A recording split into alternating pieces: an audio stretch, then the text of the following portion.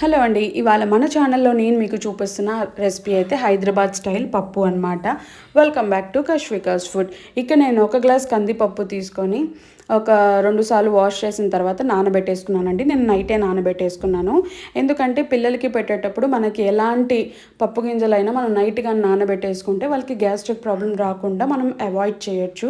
ఇక్కడ ఒక గ్లాస్ కందిపప్పుకి నేను 2 గ్లాస్ వాటర్ వేసుకొని కుక్కర్‌లోకి అయితే వేసుకుంటున్నాను. ఆ తర్వాత చూడండి ఉల్లిపాయలు అలాగే 2 టమాటాలు కట్ చేసి వేసుకుంటున్నాను. ఆ తర్వాత ఉప్పు, పసుపు, కారం అలాగే ఒక హాఫ్ టేబుల్ స్పూన్ నూనె వేసుకొని మనమైతే లిడ్ క్లోజ్ చేసేసి విజిల్కి అయితే పెట్టేసుకోవచ్చు. మనం ఆల్రెడీ నానబెట్టేసాం కాబట్టి 2 విజిల్ అయితే సరిపోతుంది. ఒకవేళ మనం నానబెట్టకపోతే 3-4 విజిల్స్ అయితే పడుతుందన్నమాట.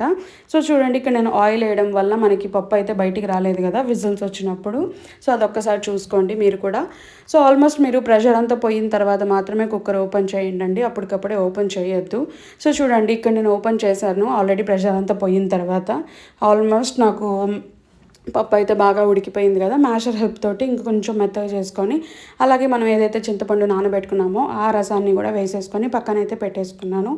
ఇక్కడ చూడండి ఇప్పుడు మనం పోపు అయితే పెట్టుకుంటున్నామండి. ఒక నార్మల్ మనం దేంట్లోకి అయితే పప్పు చేసుకోవాలనుకుంటున్నామో ఆ గిన్నె పెట్టేసుకొని అందులోకి ఆయిల్ వేసి కొంచెం జీలకర్ర అలాగే ఆవాలు వేసి పక్కన పెట్టండి. అవి కొంచెం వేగే లోపల ఇక్కడ చూడండి నేను వెల్లుల్లి 3 ఒక టేబుల్ స్పూన్ జీలకర్ర వేసుకొని కొంచెం కచ్చా పచ్చగా దంచుకుంటున్నాము. ఇది వేసుకోవడం వలన మనం పప్పు ఉడికేటప్పుడు ఇది కానీ యాడ్ చేస్తే ఆ ఫ్లేవర్ అనేది చాలా బాగుంటుంది. ఈ లోపల చూడండి ఇక్కడ మనకి ఆవాలు జీలకర్ర కూడా బాగా వేగిపోయాయి కదా. ఇందులోకి ఎండుమిర్చి మీ దగ్గర పచ్చిమిర్చి ఉన్నా వేసుకోవచ్చు. అలాగే కొంచెం కరివేపాకు అండ్ కొంచెం ఇంగువ వేసుకున్నాను. ఇంగువ వేసుకోవడం వలన ఫ్లేవర్ఫుల్గా ఉంటుంది. అలాగే పిల్లలకి తొందరగా డైజెస్ట్ అవుతుంది మనకైనా కూడా.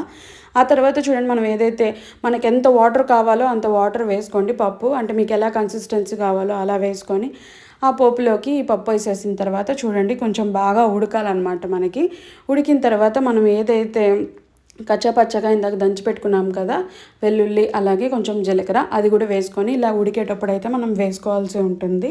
సో చూడండి మనకు ఆల్మోస్ట్ పప్పు కొంచెం బాగా ఉడకాలండి. అప్పుడే టేస్టీగా ఉంటుంది అండ్ త్వరగా పాడవకుండా ఉంటుంది ఎండాకాలం అయినా కూడా.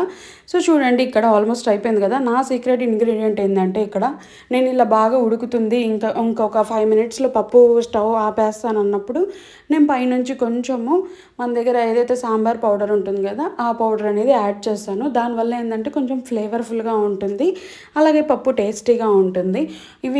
ఈ పౌడర్ వేసిన తర్వాత ఒక 3-4 మినిట్స్ వేస్తే సరిపోతుంది. ఎక్కువసేపు ఏం మరగబెట్టాల్సిన అవసరం లేదు.